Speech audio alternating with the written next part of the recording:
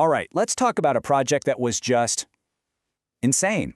Imagine being in a race, not just against another country, but against the laws of physics themselves. Well, that's exactly what happened with Deep Dive Dubai, the world's deepest pool. So, picture this. After years, and I mean years, of just brutal, grueling work, the team in Dubai finally does it. They've dug this enormous shaft, they've battled earth, they've battled water, and they hit their magic number, 45 meters deep. The world record is right there. They can almost taste it. But then, disaster strikes. Just as they're about to pop the champagne, news lands like a bombshell. Out of nowhere, a rival pool, Deep Spot in Poland, has just opened its doors. And its depth? You guessed it, 45 meters. Exactly the same. In a single moment, their world record, the whole reason for this massive project, just vanished. So what do you do? This brings us to the core problem, the big, almost impossible question of this whole story. How do you go deeper when the Earth itself is literally trying to push you out? To really get how they pulled this off, we've got to rewind. It all started with a vision from Dubai's Crown Prince, Sheikh Hamdan. I mean, this is a city that already has like 400 world records. They needed something spectacular.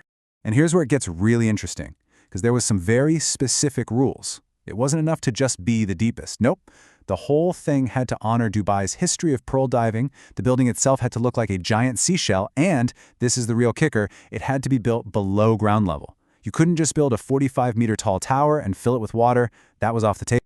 So that kicked off the first massive challenge, just digging the hole. How do you dig something that deep without it collapsing on you? It was a straight-up fight against earth and water. The answer was this brilliant piece of engineering called a diaphragm wall. Instead of trying to dig the whole pit at once, which would have been a disaster, they did it piece by piece. They dig a narrow trench, lower in a reinforced steel cage, fill it up with concrete, and then just repeat. Segment by segment, they built this massive concrete ring from the outside in before they even started clearing out the middle. But, even with this massive wall, the problems were far from over. They get just 8 meters down and bam, groundwater starts seeping in. For the next 2 years, they had pumps going 24/7, just constantly bailing out water as they dug deeper. Can you imagine? The first phase, just digging and waterproofing, took 3 whole years.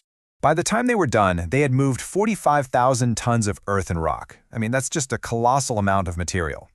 And it's right then, right after that 3-year nightmare, when I think the worst is behind them, that's when the call comes about Poland. All that work, suddenly at risk of being for nothing.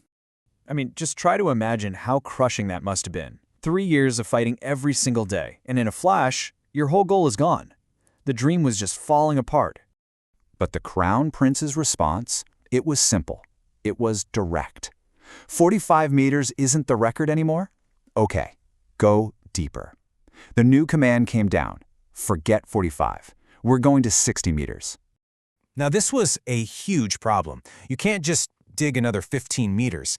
The entire structure, every single calculation for that wall, the foundation, all of it was designed for 45 meters. Going to 60 meant they had to rethink, well, everything. And here's the craziest part. The real enemy wasn't gravity trying to make the walls collapse in, it was the water in the ground trying to push the entire pool up. It's a physics principle called buoyancy, and it was their new #1 problem. Think about it like this. Ever tried to push an empty water bottle down in a bathtub? It just wants to pop right back up, right? Now imagine that water bottle is a 60-meter deep concrete tube, and the bathtub is all the groundwater in Dubai. That upward force was strong enough to literally eject the entire pool from the ground. So everything screeched to a halt. The engineers had to go back to the drawing board to figure out how to basically defy physics. And what they came up with was this brilliant 2-part plan to literally anchor the pool to the earth. Okay, so here's the new plan. Part 1, they made the bottom part of the shaft narrower. Less surface area at the bottom means less upward push from the water.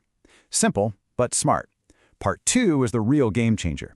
They created something called an underreaming base. Think of it like a giant underground anchor with flared-out feet grabbing onto the bedrock deep below and physically holding the whole structure down. So with the new design locked in, it was game on again. But now, it was a race. See, that empty concrete shell was still vulnerable to being pushed up until it was filled with water. So they had to get 14 million liters of water in there, and they had to do it fast. But of course, there's another snag. The city's water pipes just weren't going to cut it. At that rate, it would take 3 months to fill. Way too long and way too risky. So what did they do? They called in a fleet of over 100 water tanker trucks, working 24/7 to help out.